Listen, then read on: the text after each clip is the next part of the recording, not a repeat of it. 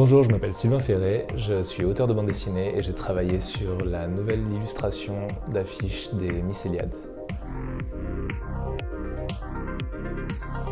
Je suis auteur de bande dessinée et je fais aussi l'illustration un petit peu à côté. C'est pour ça que j'ai été contacté par le festival Les Mycéliades pour faire l'affiche depuis 3 éditions maintenant. Voilà, j'ai commencé la bande dessinée il y a 8-9 ans. J'ai un parcours un peu atypique, complètement autodidacte, donc j'ai pas fait d'école, etc. J'ai travaillé pendant 10 ans sur des chantiers dans l'installation d'enseignes publicitaires, ce qui n'est pas très intéressant. Et j'ai envoyé des projets à des éditeurs pendant des années. J'ai signé mon premier projet à 27 ans. Et voilà, j'en ai 35 et je fais de la BD. J'ai pas vraiment grandi avec la bande dessinée, c'est un peu un hasard. Je pense que gamin, je suis tombé sur 2-3 BD et tempérament obstiné, je me suis dit j'ai envie de faire ça. Et ça a duré quoi, j'avais un truc avec le dessin, j'aimais ça, j'avais envie de dessiner, j'ai choisi la BD, je sais pas trop expliquer comment ni pourquoi. Ça s'est fait avec le temps et l'obstination. Je pense que de toute façon c'est un peu le cas avec tous les gens qui font ce qu'ils aiment ou qui vivent de ce qu'ils aiment ou qui arrivent à maintenir une passion sur le très long terme. Donc voilà mon parcours un peu plus détaillé, autodidacte, obstiné. J'ai commencé avec une première série qui était une trilogie écrite par une autrice dont j'étais simplement dessinateur et coloriste. Après j'ai fait plusieurs albums, j'ai fait ma première série en tant qu'auteur complet, donc scénariste, dessinateur, coloriste, qui s'appelle Talion, qui est édité chez Glénat. C'est sorti il y a 3 ans je crois, le premier tome, et elle est terminée. C'est ma première BD dont je suis vraiment ultra fier parce que je suis seul aux commandes et que j'avais une totale liberté d'expression. Mais chaque nouveau projet chasse le précédent un petit peu, donc là, j'ai un album qui est sorti le 23 octobre et je pense que c'est le projet dont je suis le plus fier. Le nouveau est toujours le plus abouti un petit peu.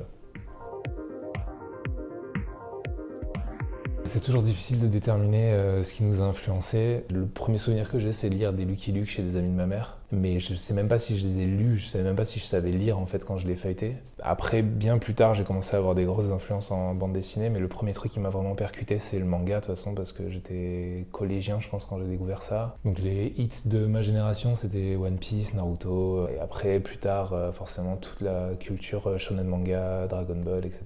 Et après, un peu plus tard, j'ai déménagé à Toulouse et là j'ai découvert qu'il y avait des librairies spécialisées bande dessinée. Et là j'ai pu rencontrer des libraires qui m'ont aiguillé, qui m'ont fait découvrir beaucoup plus de choses. Et je crois que la première grosse influence en bande dessinée, probablement Manu Larsenet. Je crois que Manu Larsenet et Le Combat Ordinaire, c'est une de mes premières grosses influences en bande dessinée plus adulte, quoi. Et après, pour culturellement en général, mes influences elles sont hyper variées. Je pense que le cinéma et le jeu vidéo sont les 2 médias qui m'ont le plus influencé dans ma vie. C'est ceux que j'ai le plus consommé en tout cas.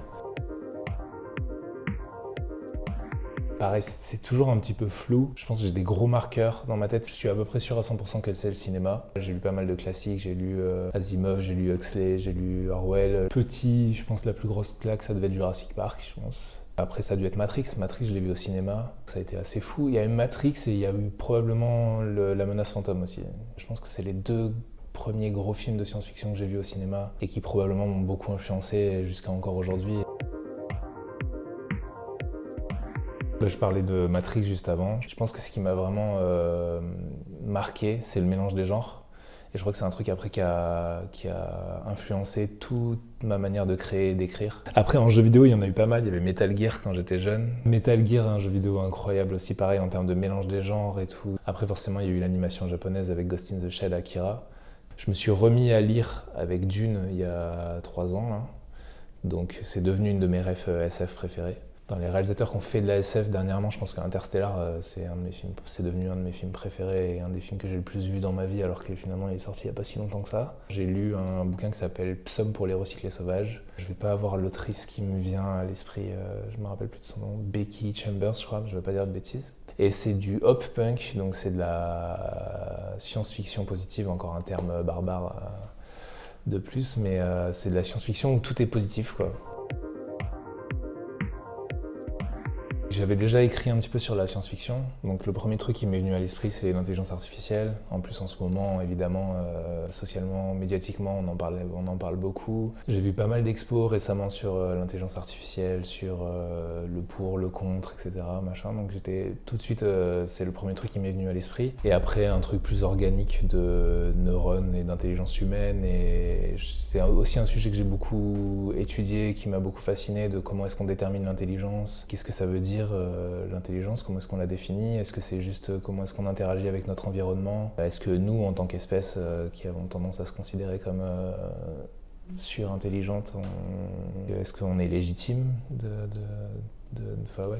notre intelligence, etc. Donc je sais pas, ça a fait plein de trucs dans mon cerveau, quoi.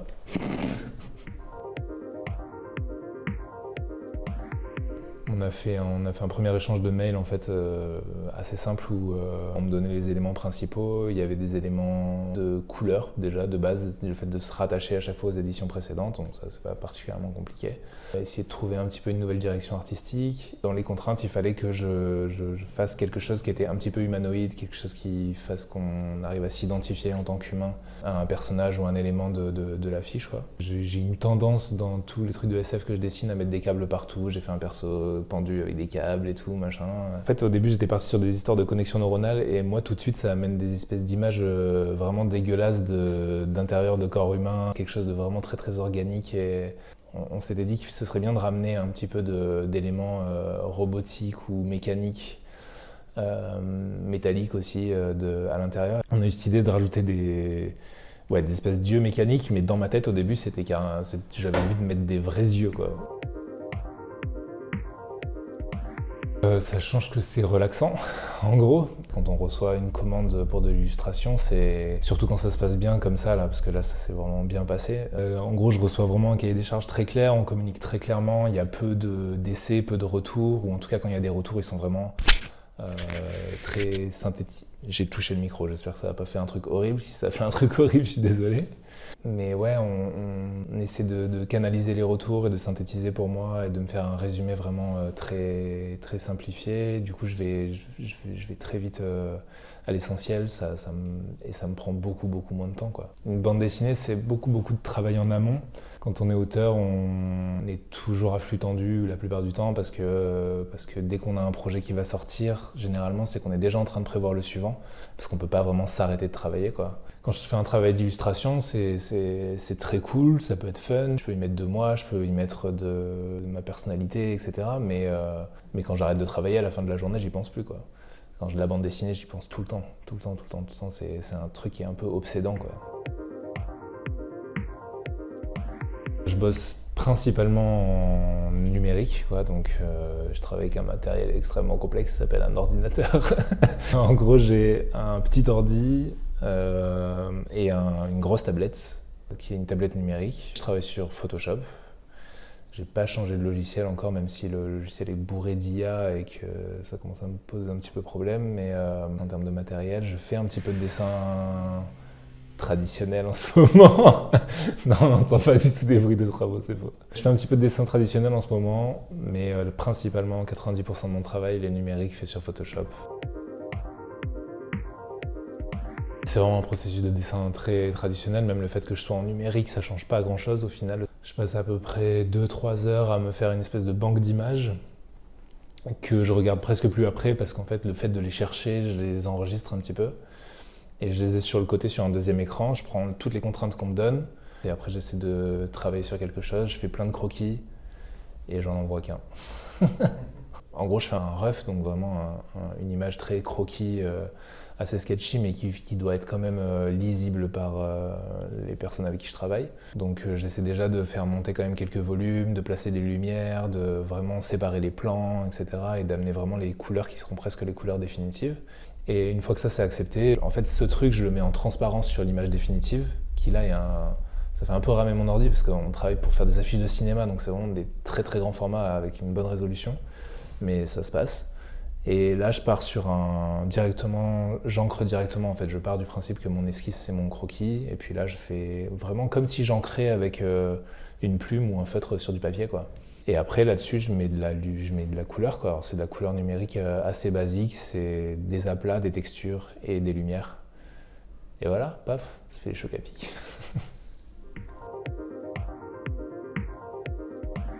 En tout, c'est assez difficile d'estimer le temps que je passe sur l'affiche parce que des fois, je fais plusieurs trucs en même temps. Mais je pense que c'est à peu près une semaine de travail. Les roughs, ça va vraiment assez vite. Ça prend pas mal de temps, mais ça va quand même relativement vite. Il doit y avoir une journée de rough. Une journée d'ancrage facile, peut-être un peu plus. C'est peut-être l'étape qui prend un petit peu le plus de temps et la couleur, ça va plutôt vite après. Là, par exemple, on a fait une version horizontale de l'affiche. Ça m'a pris 2 jours de plus. Il y a déjà de l'intelligence artificielle partout dans les logiciels en fait pour beaucoup de choses. Moi, ma plus grosse problématique, c'est pour le traitement de l'image. Et à partir du moment où on va chercher des ressources dans du domaine qui a l'air public ou quoi, mais en fait, il y a de la collecte de données qui est faite par les éléments qui sont placés sur le cloud et qu'il n'y a aucune législation sur l'intelligence artificielle. Donc, que ce soit dans Photoshop ou que ce soit avec des utilisations de logiciels comme Midjourney pour même faire l'utiliser simplement pour créer des références, etc. Je trouve ça quand même de toute façon problématique.